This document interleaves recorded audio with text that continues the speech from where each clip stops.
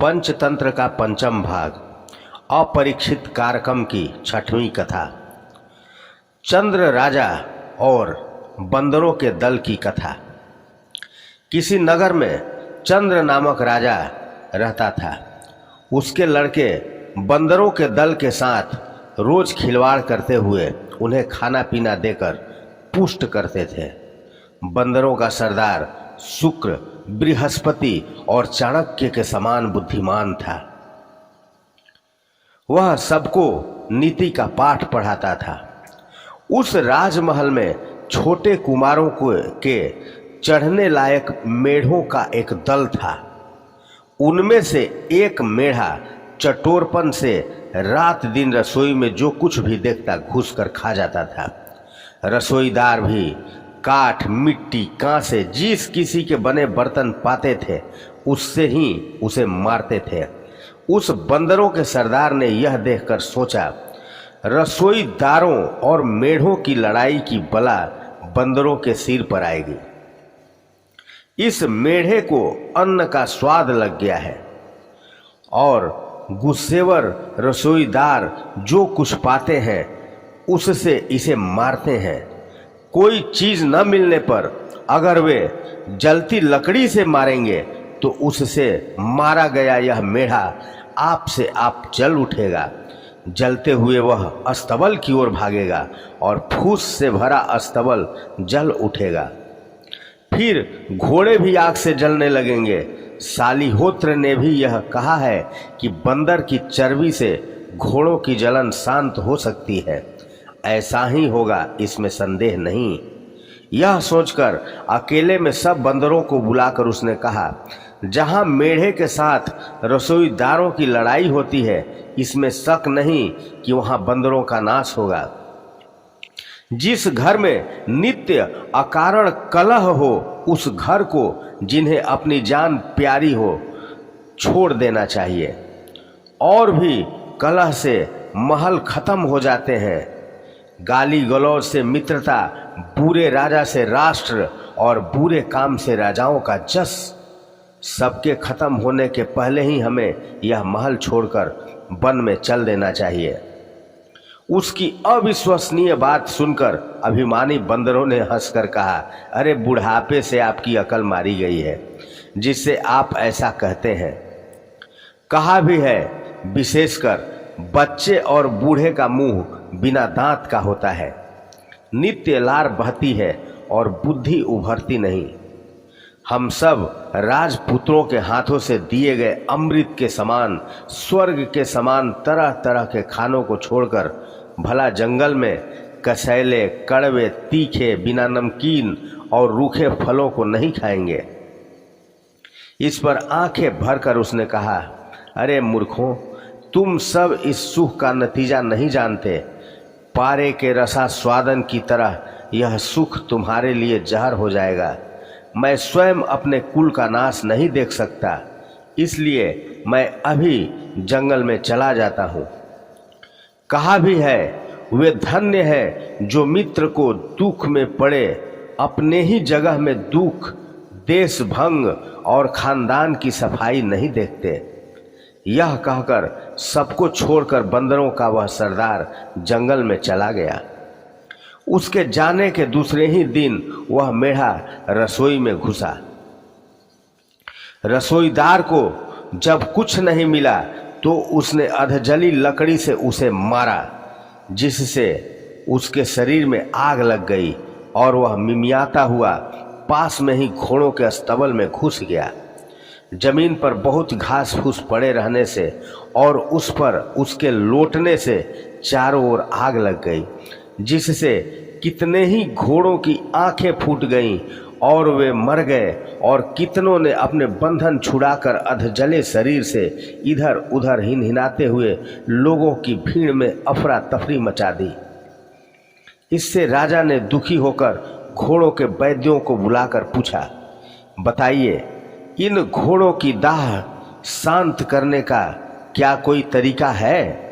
शास्त्रों को देखकर उन्होंने जवाब दिया, इस बारे में भगवान शालिहोत्र ने कहा है, जैसे सूर्योदय से अंधेरा नष्ट हो जाता है, उसी तरह बंदरों की चर्बी से आग की दाह से घोड़ों में उत्पन्न दोष नष्ट हो जाते हैं। दाह दोष से मरने के पहले ही इनका इलाज करवाइए। यह सुनकर राजा ने सब बंदरों को मरवाने की आज्ञा दे दी। वे बंदर लाठी, पत्थर तथा दूसरे हथियारों से मार डाले गए। बंदरों का वह सरदार पुत्र, पौत्र, भतीजों, भांजों इत्यादि का मारा जाना सुनकर बड़ा दुखी हुआ। उसने खाना पीना छोड़कर एक वन से दूसरे वन में घूमने लगा। उसने सोचा, किस तरह मैं उस दुष्ट राजा की दुष्टता का बदला लूं। कहा है कि दूसरों द्वारा किए गए अपने कुल का अपमान जो डर अथवा स्वार्थ से सहन करता है, उसे पुरुषाधम जानना चाहिए। प्यास से व्याकुल वह बूढ़ा बंदर घूमता हुआ एक कमल से भरे तालाब पर पहुंचा।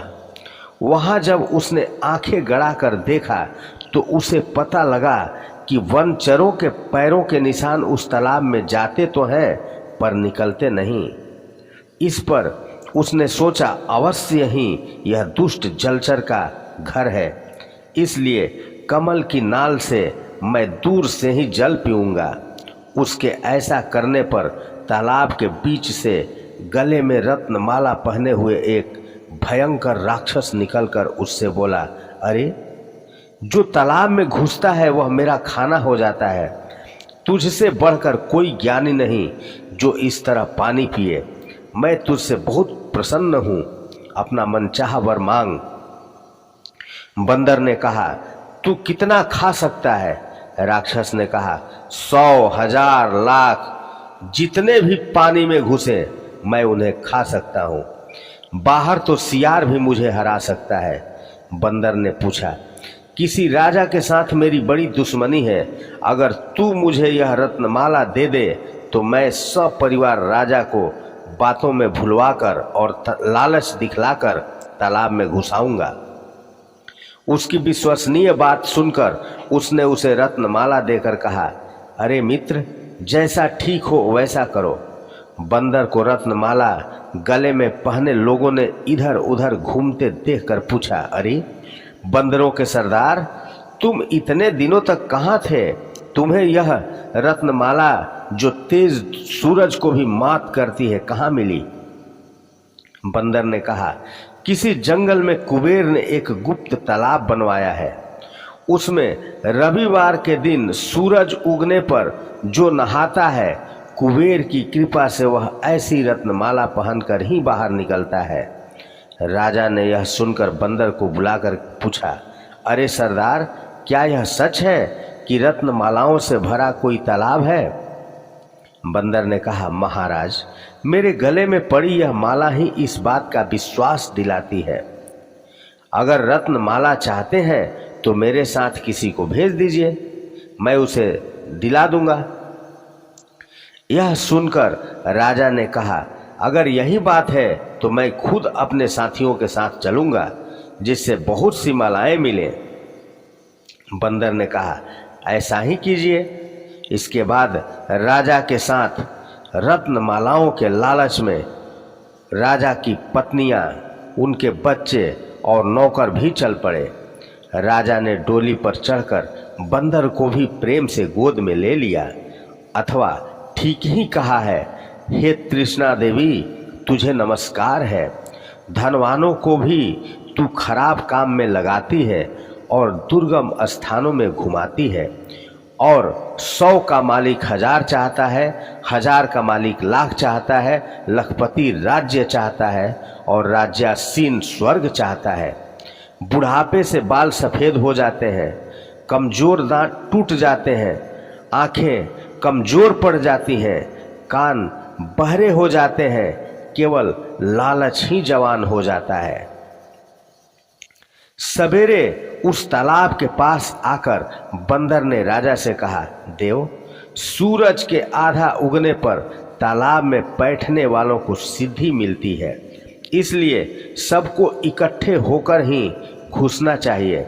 आप मेरे साथ घुसिएगा, जिससे पहले देखे स्थान पर पहुंचकर मैं आपको बहुत सी रत्नमालाएं दिखला सकता हूं। सब लोगों के तालाब में घुसने पर राक्षस ने उन्हें खा डाला। उनके देर करने पर राजा ने कहा, अरे सरदार, हमारे साथी इतनी देर क्यों लगा रहे हैं? यह सुनकर जल्दी से वह पेड़ पर चढ़कर राजा से बोला, अरे बदमाश राजा, दुष्ट पापी, पानी में रहने वाले राक्षस ने तेरे साथियों को खा डाला। मुझे परिवार नष्ट होने के बैर का बदला मिल गया। अब तू जा। मालिक जानकर मैंने तुझे वहां नहीं घुसाया। कहा भी है, जैसे को तैसा, हिंसक से बदला, दुष्ट के प्रति दुष्टता, इसमें मैं कोई दोष नहीं मानता। तूने मेरा खानदान उजाड़ डाला और मैंने तेरा खानदान उजाड़ डाला। यह सुनकर क्रोध से राजा पैदल पांव आए रास्ते से लौट गया। राजा के जाने के बाद अघाया हुआ राक्षस खुशी खुशी बंदर से बोला, शत्रु मारा गया, मित्र बंदर, रत्नमाला भी रह गई। हे साधु बंदर, तूने अच्छा नाल से पानी पिया, इसलिए मैं कहता हूँ कि जो लालच से काम करता है और नतीजे के बारे में नहीं सोचता, चंद्र राजा की तरह उसकी हंसी होती है। यह कहकर उसने चक्रधर से फिर कहा, मुझे कह तो मैं घर जाऊं।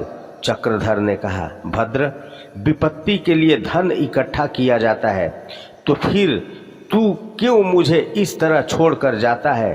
कहा भी है, आपत्ति में पड़े मित्र को छोड़कर जो मित्र निठुराई करता है वह कृतघ्न उस पाप से नरक में जाता है, इसमें शक नहीं।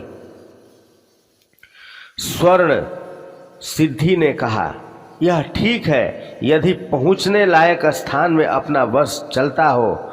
यह स्थान मनुष्य के लिए अगम्य है और तुझे छोड़ने की मुझ में ताकत भी नहीं है। और जैसे जैसे चक्र घूमने की तकलीफ मैं तेरे चेहरे पर देखता हूँ, तो मेरा ऐसा मन करता है कि मैं झट चल दूँ, जिससे मेरे ऊपर कोई बला न आ पड़े। कहा है कि हे बंदर, तेरे मुंह की छाया से पता चलता है कि तुझे विकराल राक्षस ने पकड़ रखा है, इसलिए जो भागता है वही जीता है। चक्रधर बोला, वह कैसे? तब उसने विकराल राक्षस की यह कहानी सुनाई, जो मैं आप लोगों को अगली कहानी में सुनाऊंगा। तब तक के लिए हमारे चैनल को सब्सक्राइब कर लें, बेल आइकन प्रेस कर दें और शेयर करना ना भूलें। धन्यवाद।